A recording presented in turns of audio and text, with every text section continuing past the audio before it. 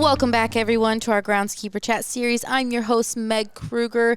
I am joined by my co-host, Christopher Bell. Hello. And I think we're on what? Is this like 7 or maybe it's only 6, but it feels like 49. It's enough where I've lost count. And so my intros get weirder every single time. So do we. And so we are live from Columbus, Ohio at the OTF conference, and we are joined by Mr. Derrick Grubbs with the Cincinnati Reds. Welcome, sir. Nice to be here. Thank you for being here. We're happy to have you. Now, is this a Cincinnati Reds logo on your shirt? Yeah, it's one of them. Okay, because they're like the birthplace of baseball or the Great American Ballpark. Of what does that really originate from?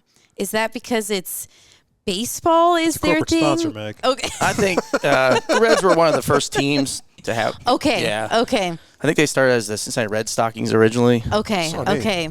And I drove through there for the first time. I went to PGMS this year, and I drove through, and you could see like all the parks are right there in that congested area of Cincinnati. And I was like, it is cool though when you can come into a city and really see like the pillars of, you know, what makes it unique. And they had the Bengals, they had the ballpark. It was really cool. I enjoyed it. Yeah, the city's done a really nice job. I mean, over the last probably 10 to 15 years, they've really built up the riverside, and they call it the banks now. Okay, very cool. So it's really nice. I've been there a long time, and there was nothing down there, but it's really nice now. Are you Cincinnati born and raised? Close by. Okay. I lived about 25 minutes west of Cincinnati on the Indiana-Ohio border. Okay. So that's where I grew up. So I'd say always been a Reds fan. Okay. So, and were you a baseball fan? As far as, like, did you play growing up? Yeah, I played baseball growing up. Okay. Pretty much all the sports growing up. But baseball is really my passion. Okay. So. That's what we were talking with Chris Mason earlier. He's with the Columbus Clippers. And I was saying I really feel like with the baseball folks, in order for them to be successful with that kind of schedule and those kind of days, they have to have like an added element of like a love for baseball. Have you found that to be, at least in your story, do you think that rings true? Yeah, I would say now in this day and age that you definitely have to have a passion for the game. Mm-hmm. It's long hours. So, like, if you're not passionate, it's going to be a tough job to stay at for sure. Definitely. But how did this job come on your radar? Like, where's that turf origin story start for you? I would say, like, I grew up on a family farm. Okay. And from there, I just like being outside, working with my hands. Just, I don't think I could see myself sitting in a cubicle all day. So that was kind of the path I was heading. There was another farm out by us where I grew up, and they turned it was like a produce farm. Okay. And they turned it into a 9-hole golf course originally, and then cool. it went to an 18. And I started working there in the summertime and when I was in high school. And I was like, this is something I'd like to do. Mm-hmm. And I went to Ohio State for my, undergrad, and I did an internship with the Reds. Okay. And I was getting close to being graduating, and I was probably a sophomore or junior when I did my internship down there. And my boss at the time asked me if I wanted to come on full time. Okay. There was a job opportunity, and I was like, heck yeah, right out of school. So I just kind of got thrown into the fire, and You've I've been there ever since. Yeah. Wow. Okay. Yeah. So you've had Stephen Lord days in your past. Yep. You've crossed paths with Christo Wallace then as well. So some of the greats. Yeah. So Doug, I don't know if you guys remember, Doug Gallant was my first boss. Okay. And then he retired and went on to do his own thing, and then they hired Steve Lord. And he was with us, the Reds, for about 5 years. Okay. Now he's doing sales, still stay in contact with him. And then I kind of took over the helm. And I love it. Christo Wallace, he worked for me. It's kind of interesting, though, that one of my new assistants I just hired, it's the son of the first groundskeeper there at Great American Ballpark. So it's Doug's son. So it's kind of unique. I've kind of seen it all transpire in front of my face. So I love that. Yeah. That is really cool. So have you been at that park since they built it? Yeah, I worked 1 year at it was the old riverfront. They called it Synergy Field. That was when I did my co-op, and then I've been at Great American the whole time. Yeah. So I mean, that really is like kind of like your house. Yeah, it's like home. I love it's it. like home to me. So that is really cool. And how important then do you find these industry groups to be for your career, considering like you've been showing up to the same place since day one? So how important is it to have outside resources or outside perspectives that you can, rely on or call on and talk to so that you can bring that POV to the ballpark? Yeah, I think the networking part is the biggest. That this industry is like a family, and I consider it my second family. So if I ever got in trouble or struggling with something, there's a million people I can call because you've gone to these meetings here in Columbus or wherever it may be close home, and you build those relationships. And I think that's the biggest thing I get out of it is the relationship part of it. Well, and I think it's something that it's a pillar for so many people in the industry. It's like, especially for people that grew up playing sports and you have that team and that camaraderie among the team. And then if that just ends for you, it can be hard to find that in other places.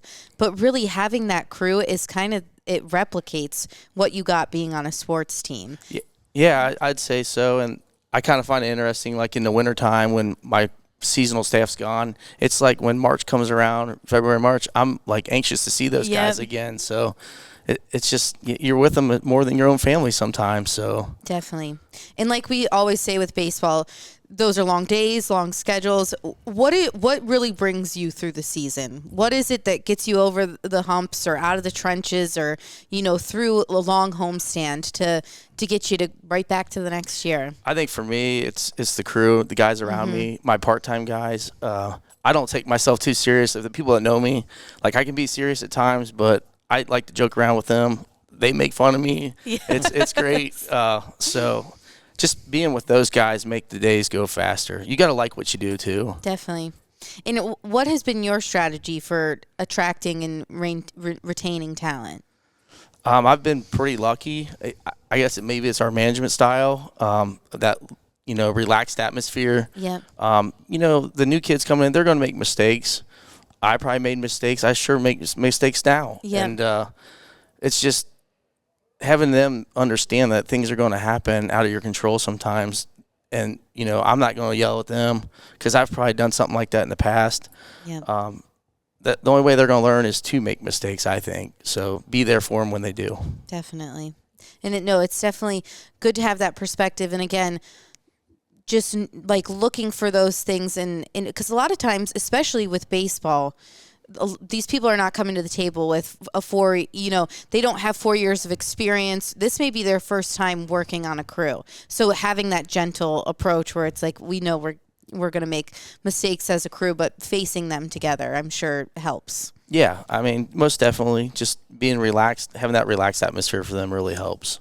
And when you have someone join the crew and you've worked alongside them for a few weeks, what is something that you think they have to have in order to be successful? What's one of those qualities that you're like, he's got it, like he's going to be fine? You got to have tenacity, I think, willing to roll your sleeve up no matter what and get in there. Be vulnerable, I guess you'd say. Yeah. I think that's the biggest key. But the hours thing is another thing, like being able to work those long hours and understand that that's kind of what the industry is now. Yeah. And for me and baseball. Yeah. Does keeping that sense of humor help in those long hours? I mean, yeah. Slap happy. Yeah, we'll do fun stuff during the day. I'll let them go out and during BP and the early work stuff, and they shake fly balls and stuff. Oh, that's fun. So let them do things like that. Yeah. So play wiffle ball sometimes in the bullpen at lunch or I love it. Just fun things, kind of breaks up the day a little bit. In Wichita, he had some of his crew members like dress up as, we have the hot dogs in Cleveland. I think it was fruit in Wichita, and it was like that's one way to keep the rivalry growing in the crew is like have them go run that race. And yeah, I don't make our guys dress up because I don't like doing that kind of stuff. No. So I know back in the day, I think it was a form of punishment. They used to have to do the YMCA during like the drags and the 7th inning stretch or whatever they call it. And I wasn't a fan of that. That's that's just not me. Another element that you have to be worried about. Yeah. And, we had Max Casper from the Reno Aces on the series, and he said something that really resonated with me because he was like, being at the ballpark, like standing in center field or even just like standing behind home plate and looking at the ballpark from this angle is something that like people could only dream of their dream team. Like being at that position, he's like, and I get to do that every day. And he's like, that's something I just remind myself of. Like every day is just another day at the ballpark. That's literally someone's dream. I mean, I agree with that. I go to work and that's my job. That's, but my favorite days are Sundays or when no one's in the ballpark and you're out there mowing or doing whatever you want to do. And it's just quiet. You can just look around. It's just like, man, I'm a pretty lucky guy. Yep. So, and then I can bring my family down and stuff. I love it. They get the opportunities that a lot of kids don't get to have. So it's kind of a cool thing for them. I would love to have like a series where I interview the kids of groundskeepers and hear how they would describe their parents' job. Like, because we sometimes struggle to articulate it to people. So I would be so curious to what they would have to say. They'd probably say, he works too much is probably what they'd say. Or they'd be like, I get a backstage pass to whatever I want. I've met this player. I've met that player. Like, I get to run the bases whenever I want, or you never know. But I think it would be really cool. But I do wonder if like running the bases and things like that would resonate with them more than maybe some. Hopefully that's the outcome. I think the negatives. Now they are thankful that I've worked there so long and they've gotten to do certain things. Definitely. I mean, they get to go to the games for nothing. Yeah, that is and cool. I'll go get them in the stands and bring them down, have them sit by the dugout with me sometimes. How many kids do you have? I got 2 boys. Okay, 2 boys. A freshman in high school and a 7th grader. Very cool. Yeah. What are their names? I love boy names. Matthew and Christopher. Okay. Oh, we got a Christopher over here. And my middle name is Matthew. Look at that. I've got some wacky names. I have a River and a Noah. Well, Noah's classic, but River's a bit wacky. But I love boy names. It's my favorite thing to talk about. This is getting weird. That's all right. So this is when it goes off the rails. Chris is like, rein it in. And we hit that mark. This is kind of how the conversations go at work, too. Yes. Well, yeah, it's like we're like at that slap happy point of the day. But we're behaving because we're being recorded. So. Yes. That just means you're just having fun and enjoying what you do. Goodness. And so going into the 2026 season, do you guys have anything exciting coming down the line? Any big projects or homestands that you're really excited for? We're putting a new field in at the end of the year. Okay. So this will be probably my 3rd or 4th experience with that. But the first time really doing everything from scratch, the planning phase of it and stuff. So it's been a lot of work, but it's been good. And fulfilling, I'm sure once it's all done, it's going to be like a challenge that you were able to accomplish. Yeah. I think the biggest unknown is what's going to happen with the players union and maybe a strike will happen after the 26th season. It's all up in the air right now. I know nothing about this. This is juicy tea. It's out there, and I don't think anybody really knows what's going to happen. So this is like disgruntled MLB players. It's just they want to renegotiate the contract. Okay. The players union stuff, labor. So that they can do live betting. Is that what? Yeah. I think I don't think we ought to go there. Meg has a prop bet problem with the Cleveland Cavaliers. I do have a betting problem. I mean, that's all you see in the ballpark anymore is betting stuff. I know. Really? Yeah. Oh, it's advertised. The FanDuel and all that stuff. Yeah. Yeah. And when you watch the broadcast, it's with every commercial break. Like when they come back, they'll be like, if you bet now on this and this, your odds are, point whatever. I feel like I don't watch sports anymore because I don't even pay attention. I don't pay attention to that stuff. Yeah, it's on. Well, I guess maybe it's because I stream on like betting platforms. Like, so I stream all my sports on FanDuel Sports Network. So every commercial break is them telling you what type of bets to place. It could be that I'm also I usually have games on in the background. I'm doing like 9 things at once, so I could be also as well. Well, how has that experience been for you? Has it taken away from your experience as a fan? The betting stuff? No. Hold on, this is a no-go zone. No, I do not bet on baseball. Being so close to it and really, seeing the behind the scenes, knowing the players, knowing the coaches, what does that do to your fan experience? Does it enhance it, or do you think that are you ever sitting down and watching sports, I guess, when you're not at the ballpark? I mean, I definitely watch sports when I'm at the ballpark. Okay. I will say I watched the World Series this year. It's probably the first time I watched one in a few years. Okay. It was a good one to watch. Okay. But my family always wants to go to a away game somewhere. I'm like, I don't want to go. No, I've seen so much baseball here lately. It's like going to work. Yeah, I mean, I know it'd be fun, but you kind of get burnt out a little bit in a way of watching baseball. But if it's good teams, it's a little different. So unfortunately, the Reds have been mediocrity for a long time. So we know a thing about that. I've seen some good. I've seen some good teams and then some bad ones too. But that's how it is when you're considered a small market. I guess Cleveland's probably the same way. Yep. Every few years you have a good team, and then they either got pitching, no hitting, kind of deal. And so how do you avoid that burnout? What are the things you're doing outside of the gig to, keep your brain healthy and make sure that you're able to come back better every day? Yeah, I try to. I do some work for some schools, local high schools and stuff. Okay, cool. I have a business on the side. Okay, cool. A little side gig, and then I'll fertilize some home lawns and just.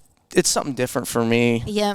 And then I coach a lot of cool. youth sports, so that keeps me young, I think. So. Yes, definitely. So you coach your son's teams? I coach some of them. Okay, very cool. And then I coach some other teams that my kids aren't on. Okay. Which is nice. Oh, so maybe that's an avenue for me, because we discovered that my son, he did not like, being a part of a team or playing soccer this fall. That you coached. Yes, that I coached. So maybe I'll just coach another kid's team. There you go. And just let him stay at home and play Yell video at other games. people's kids?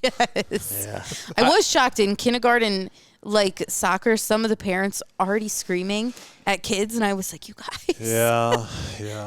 That was a little intense. Come on, dude. I can really see that being your, No. Like your closet. No, I'm not. Chris I'm is not, a crazy I'm not parent on the I'm sidelines. really not a yeller. Anyway. The coaching stuff kind of keeps you young, I think. Yeah. And it's fun, and it'll be random. I'll be working somewhere down the street, and I'll hear, "Hey, coach!" I'm like, "Oh, that is who cool. is this?" Yep. And it's some former player, some young kid. Well, it's a whole nother network. Yeah. It's like it keeps you not only connected to that community, but also just so many walks of life that happen when you have a whole team of kids that you got to start out with. It's cool. nice seeing them grow and just improve and build confidence in themselves. It's kind of like that with the kids at work too, the young kids, they're maybe interns, just seeing them grow. And then I see them at these conferences, and it's like, man, I remember that kid when he was, a little guy. Yes. Yeah, we were talking about that earlier today because, there's a lot of stories where it's like this person walked off the plane for their first internship. You would never know who they're describing, and then it's one of our industry leaders, and it's like the course of or journey that somebody can have in this industry. Yeah, and I mean, I'll go back to like an age thing. Like, I'm young in age, 40-some years old, but I'm old to the industry now, it seems like.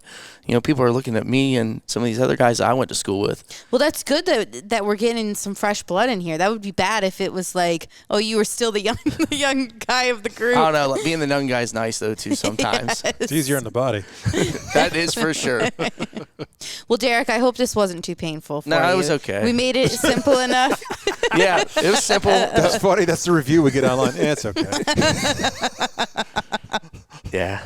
Well, we appreciate you joining us. You. And if you do have any complaints, be sure to forward them to James Slavity. I will. Because that guy, he needs to be knocked down a few pegs. Thank you. I appreciate for having me on here. Definitely. Thank you.